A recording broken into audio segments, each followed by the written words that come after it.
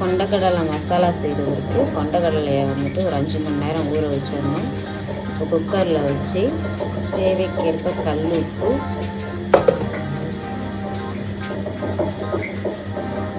கொஞ்சமாக 1 பிஞ்சு மஞ்சத்தூள் போட்டு ஒரு 5 விசில் போட்டு எடுத்து வச்சிடணும்.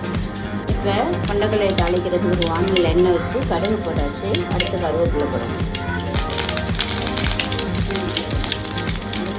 வெங்காயம் அரைச்சி வச்சுக்கணும். அடுத்து நல்லா பொருளுருவலாக ஃப்ரை பண்ணணும்.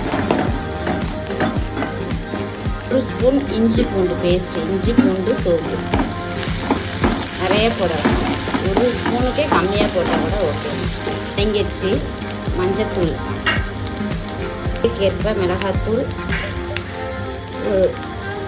2 பிஞ்சு கரம் மசாலா போட்டு நல்லா ஃப்ரை பண்ணணும். பச்சை வாசனை போகிற அளவுக்கு.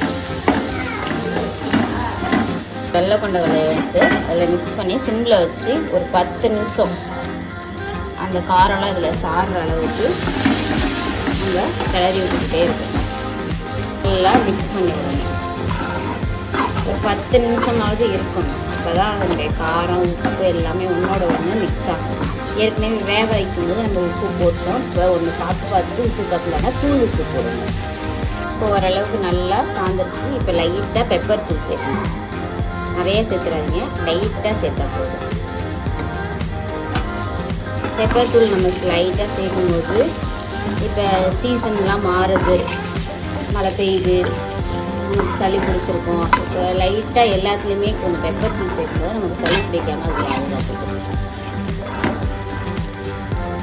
இப்போ சுவையான கார வெள்ளைக்கடலை மசாலா ரெடி. நீங்களும் இதே மாதிரி செஞ்சு பாருங்கள். எங்களுடைய சேனலை லைக் பண்ணுங்கள், ஷேர் பண்ணுங்கள், சப்ஸ்கிரைப் பண்ணுங்கள். உங்களுடைய சப்போர்ட்டுக்கு தேங்க்யூ ஃபார் ஆல். தேங்க்யூ.